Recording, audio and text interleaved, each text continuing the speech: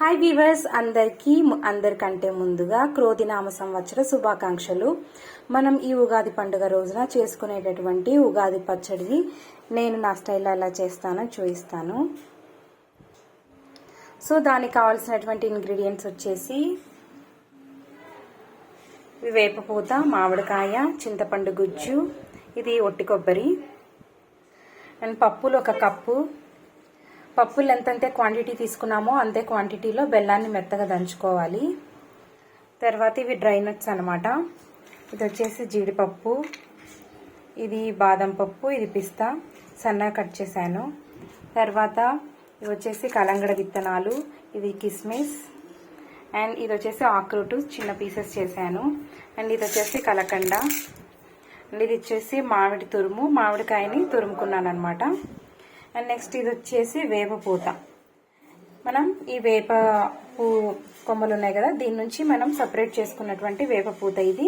దీన్ని ఎలా చేయాలనేటువంటిది ఇంకో వీడియోలో చూపించాను అనమాట, ఎలా విడదీయాలి ఈ రేకుల్ని అనేది.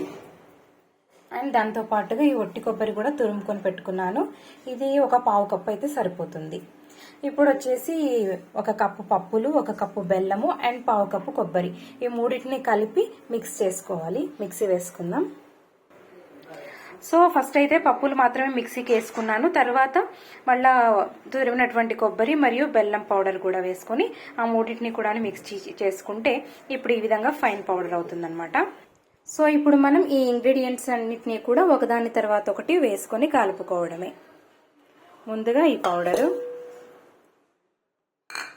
తర్వాత వచ్చేసి చింతపండు గుజ్జు. ఇది ఎంత అంటే ఒక చిన్న నిమ్మకాయ సైజ్ అంత చింతపండు, కొత్త చింతపండు అనమాట. దీన్ని కడిగి నానబెట్టుకొని దాని నుంచి గుజ్జు తీసాను.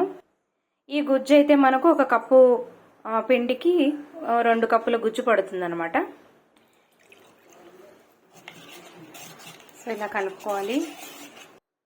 నెక్స్ట్ వచ్చేసి డ్రై నట్స్, జీడిపప్పు, పిస్తా పప్పు అండ్ బాదం పప్పు ముక్కలుగా చేసుకున్నాం కదా అవి, ఆక్రూట్, కలంగడ విత్తనాలు అండ్ కిస్మిస్, కలకండ, మామిడి తురుము. ఇది మామిడి తురుము వచ్చేసి ఒక 1/2 కప్పు, వేపపూత. సో ఇవన్నీ వేసి మిక్స్ చేయడమే అనమాట.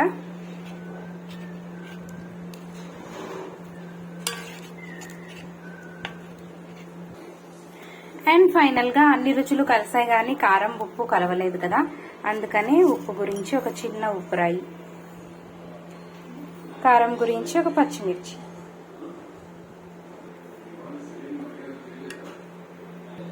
సో ఇప్పుడైతే మనం ఈ మిక్చర్ ని ఒక కుండలోకి ట్రాన్స్ఫర్ చేసుకుందాం.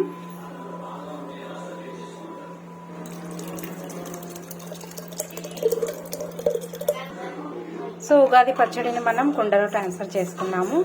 దీనికి సో ఈ కుండకు మనం తడి క్లాత్ చుట్టేసి